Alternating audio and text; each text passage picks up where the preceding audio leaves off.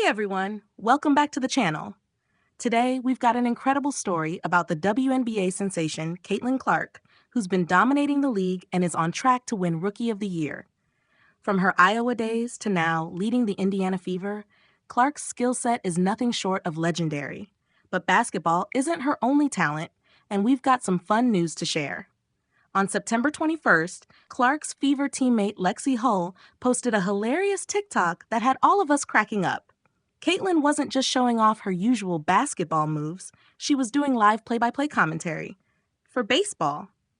That's right, she hilariously jumped into commentating a game between the Milwaukee Brewers and the Philadelphia Phillies. And trust me, she nailed it. Honestly, she wasn't wrong. Imagine Caitlin sitting next to Phillies broadcaster Tom McCarthy. It would be epic. Caitlin even joked in the comments, "Phillies, hire me." Who knows? We might just see her in the booth for the MLB postseason. And that ball's hit to the shortstop. Rojas throws it over to first base, and that's not going to be enough. That's an infield single by Contreras.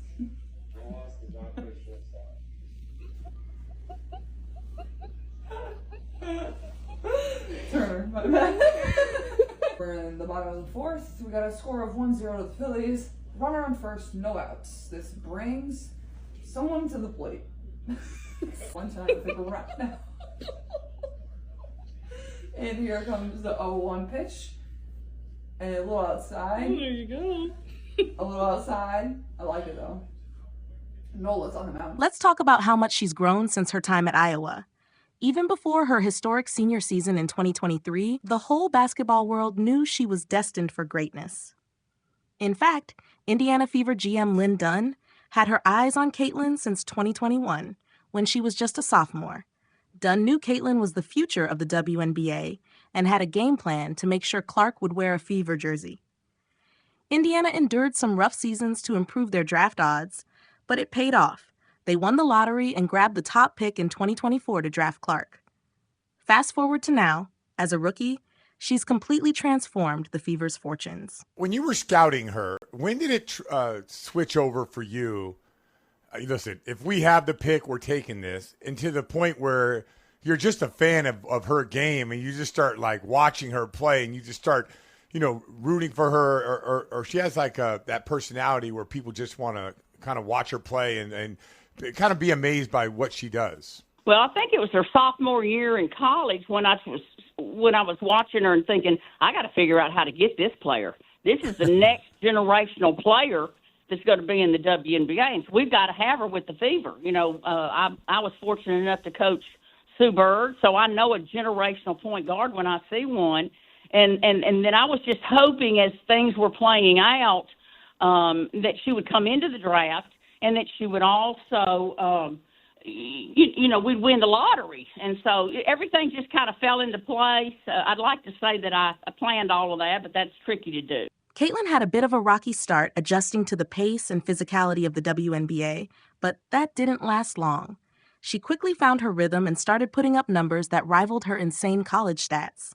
She even earned an all-star nod as a rookie and, post-Olympic break, has been playing at an almost MVP level, averaging 23.1 points, 8.8 assists, and 5.4 rebounds per game. She helped lead the Fever to 9 straight wins, securing a 6th-place finish in the standings, a huge turnaround for the team. And it's not just her game that's been impactful. Caitlin's presence has driven a huge spike in ticket sales, and any game she's in sees a massive surge in viewership, often pulling in over 1 million eyes. The buzz around her is real.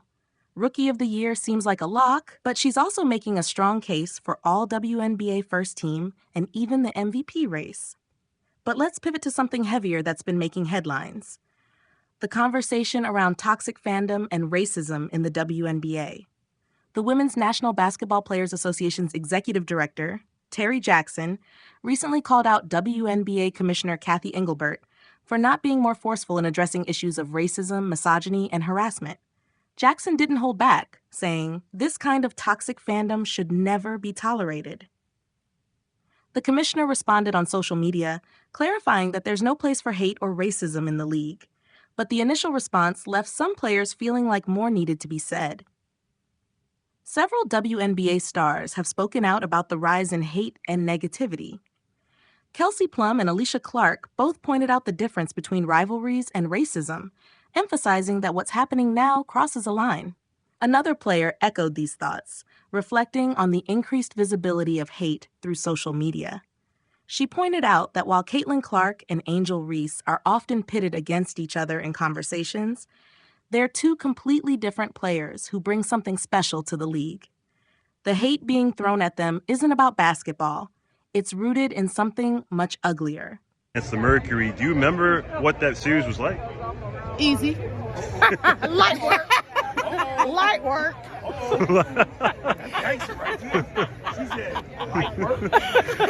I mean, no, it was competitive. For me, it was a little emotional because my former head coach in college was Cheryl Miller, so playing against her was a little odd, like both of us being like USC Trojans. So, I mean, of course I want her to do well, but ultimately, you want your team to win. Sure. So at the next level. It was a very competitive series, but I actually think that we beat them like 2-0, right?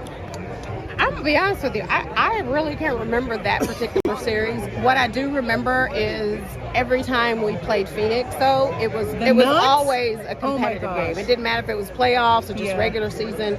With our games with Phoenix was always very competitive. Right. I remember the nuns. Me too. I do remember that. Who weren't really nuns, but they were nuns. And they were so not nice. No. And they dressed up in nun nun uniforms, like every single game. But they had like and they brought it, and they were really loud. My God, they brought so it. If they were my fans, you would love them. Yeah. But to actually be the opponent, they were the worst. And Diana Taurasi might be playing her last season coming up. What are your memories of going up against her and playing with her in that 2004 Olympic team? Am I correct? Well, we played together, but Diana Taurasi is one of my favorite players of all time. Like, I think that she is one of the GOATs. Like, everybody has their own GOATs, but Diana is, without a doubt, one. Are you serious? Nobody is that rude but Cynthia Cooper. He saw me coming. He saw me coming. She's gonna. That was not funny. Off camera, she's gonna get it. But like I was saying, Diana Taurasi is one of the best women's basketball players, or just basketball players of all time. I mean, we played together and won championships like in Europe, as well as Olympic championships, and she is one of my favorite players to play with. Yeah, great shooter, great scorer. She's on Mount Rushmore. This is not your intro. She said he wanted all three of us. Yeah. Sheryl Swoopes, who's been vocal in her criticism of Caitlin Clark, seems to be fueling the divide. But as fans of the game, we should embrace the incredible energy both Clark and Reese bring to the WNBA. It's time to celebrate their individual greatness rather than try to compare or tear them down. So, what do you think? Could Caitlin Clark have a future in the broadcast booth, or will she keep breaking records on the court? Let us know your thoughts in the comments below. And don't forget to like, share, and subscribe to stay up to date with all the latest WNBA and sports news. Thanks for tuning in, and we'll see you next time.